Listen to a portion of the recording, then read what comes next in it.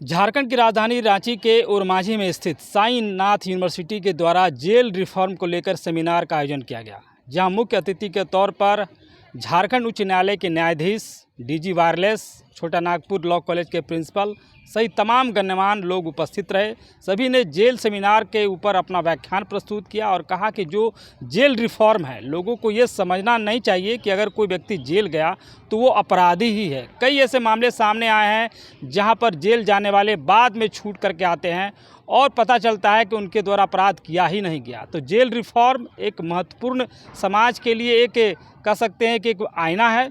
कई लोग जो है बड़े बड़े लोग भी जेल गए हैं, लेकिन जो जेल रिफॉर्म जो वर्तमान में परिस्थिति में चल रही है, कई ऐसे पहलू बनाए गए हैं जैसे कि ओपन जेल सिस्टम जो नक्सलियों के लिए बनाया गया है। तो ये भी एक कॉन्सेप्ट है। तो महत्वपूर्ण तथ्य लोगों ने प्रस्तुत किया और जो अतिथि आए हैं उन्होंने अपनी बातों को रखा। क्या कुछ जेल रिफॉर्म के बारे में अतिथि कह रहे हैं, देखें आप। बच्चों को यही कहना चाहेंगे कि हर एक सेमिनार का कुछ उद्देश्य होता है। हम लोगों को ये देखना है कि जेल रिफॉर्म्स क्यों हो रहा है।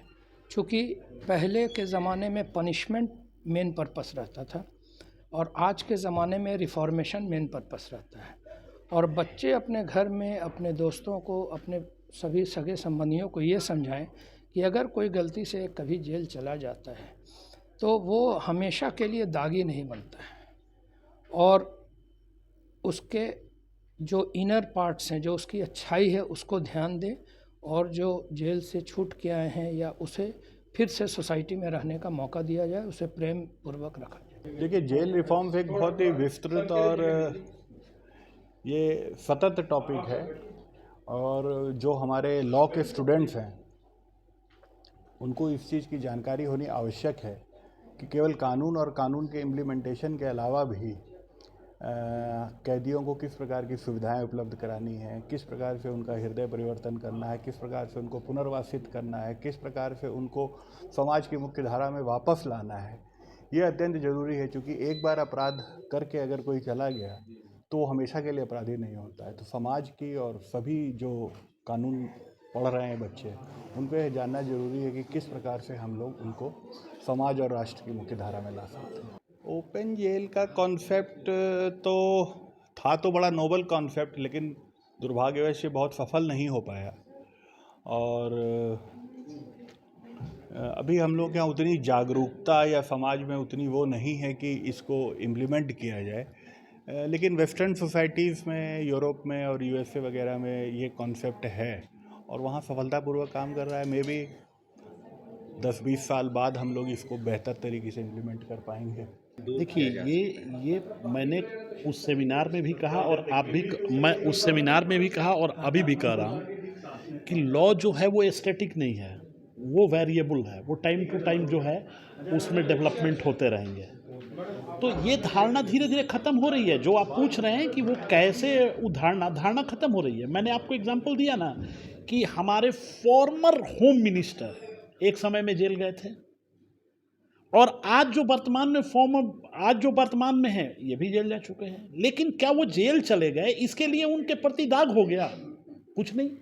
अगर उन्होंने बढ़िया से, बहुत सुंदर तरीका से अपने केस को प्लीड किया, वो निर्दोष साबित हुए, यही हमारी एडमिनिस्ट्रेशन ऑफ जस्टिस की खूबी है, यही हमारे लोकतंत्र की खूबी है कि हमारे ऊपर अगर कोई संकट आया, हमारे ऊपर कोई परेशानी आई, हमने उसको, समाज को पारदर्शिता से उसको सामने रखा और जो सही है वो सही है। न्याय की यही तो धारणा है।